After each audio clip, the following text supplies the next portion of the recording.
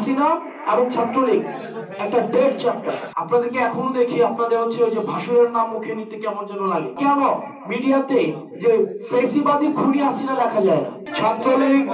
ছাত্রলীগ এবং হাসিনা এটা close chapter, মানে স্টার্ট চ্যাপ্টার, ডেড চ্যাপ্টার।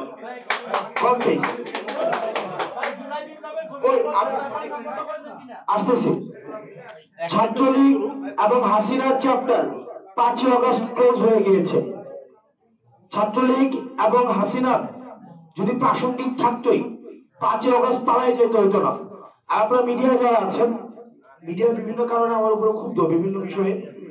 আপনারা মিডিয়া যারা আছেন, আপনাদেরকে এখনো দেখি আপনাদের হচ্ছে ওই যে ভাসুরের নাম মুখে নিতে কেমন যেন লাগে। আপনারা এখনো সাবেক প্রধানমন্ত্রী শেখ হাসিনা, উনি সাবেক প্রধানমন্ত্রী নাকি ফেসিবাদের যিনি হচ্ছেন একদম প্রচারক দিস মাদারল্যান্ড, প্রচারক বাংলাদেশ।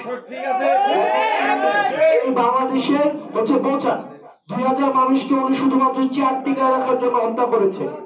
আপনারা কেন মিডিয়াতে যে ফেসিবাদী খুনি হাসিনা লেখা যায় না? ঠিক বলছেন, ঠিক। ফেসিবাদী খুনি হাসিনা যদি আপনারা না লিখেন, আপনারা না বলেন, আপনার হচ্ছে আওয়ামী যে কাঠামো রয়েছে, মিডিয়া রয়েছে, সেটির সিলসিলা আপনারা অব্যাহত রাখছেন। সুতরাং এই যে আমরা এই হাসিনার চ্যাপ্টার 5 আগস্ট ক্লোজ করে দিয়েছি, ছাত্রলীগের চ্যাপ্টার 5 আগস্ট ক্লোজ হয়ে গিয়েছে।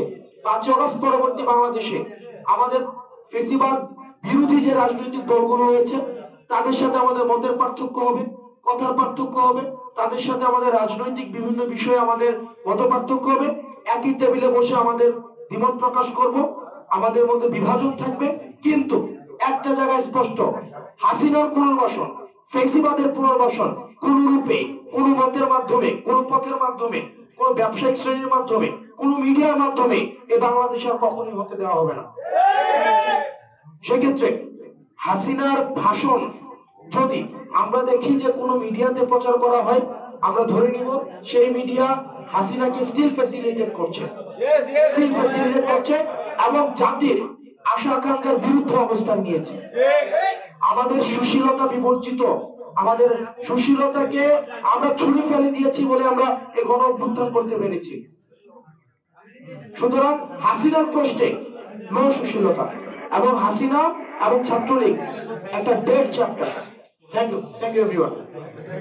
আচ্ছা, এই যে উপদেষ্টা থেকে পদত্যাগ করে শীর্ষস্থানীয়, শীর্ষ বলতে কি বুঝেন? এই যে এটাই সর্বোচ্চ পদে, এটাই হচ্ছে আমাদের প্রচলিত যে রাজনৈতিক ধারাটি রয়েছে, প্রচলিত যে রাজনৈতিক কাঠামো রয়েছে, গঠন প্রক্রিয়া রয়েছে, আমরা সেটির মধ্যে যেতে চাই।